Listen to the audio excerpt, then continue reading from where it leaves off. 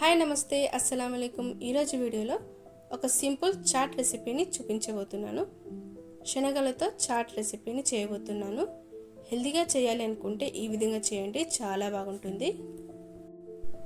ఈ చాట్ కోసం శనగలను నానబెట్టుకోవాలి. నేను ఇక్కడ 1 కప్పు శనగలను ఓవర్ నైట్ నానబెట్టుకున్నాను. ఇలా నానబెట్టుకున్నాక మళ్ళీ తిరిగి ఒకసారి కడిగి కుక్కర్లోకి వేసేసుకోండి. ఇందులోకి 2 కప్పుల వరకు వాటర్ని వేసుకోండి. కుక్కర్కి మూత పెట్టి 2 విజిల్స్ వచ్చేంత వరకు ఉడికించుకోండి. ఇలా మెత్తగా ఉడికించుకున్నాక ఇందులో ఉన్న వాటర్ని తీసేసి ఒక బౌల్లోకి వేసేసుకోండి.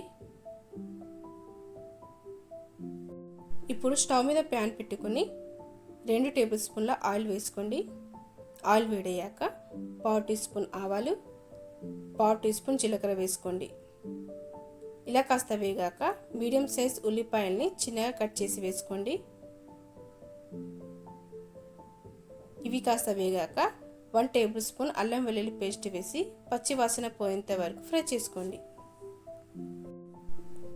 ఇలా ఫ్రై చేశాక ఇందులోకి 1/2 టీ స్పూన్ పసుపు, అలాగే కొద్దిగా కరివేపాకు కూడా వేసుకొని ఫ్రై చేయండి. ఇప్పుడు మనం ముందుగానే ఉడికించుకున్న శనగలను వేసి బాగా కలుపుకోండి.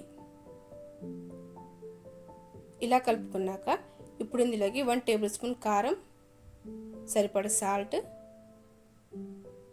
1 టేబుల్ స్పూన్ ధనియాల పొడి, 1/2 టీ స్పూన్ చాట్ మసాలా వేసుకొని బాగా కలుపుకోండి.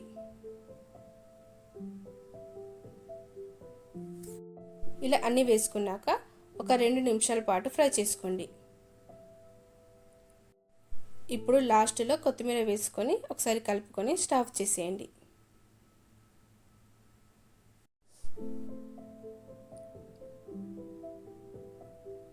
మనం సర్వ్ చేసేటప్పుడు ఒక బౌల్లోకి వేసేసుకొని ఇప్పుడు ఇందులోకి సన్నగా తరిగిన టమాటాలు, సన్నగా కట్ చేసుకున్న క్యారెట్, సన్నగా కట్ చేసుకున్న ఉల్లిపాయలు, మీ దగ్గర ఏది అవైలబుల్గా ఉంటే అవి వేసేసుకోండి. అలాగే సన్నగా తరిగిన కీరా ముక్కలు కూడా వేసేసుకోండి. ఇలా అన్నీ వేసుకున్నాక బాగా కలుపుకోండి.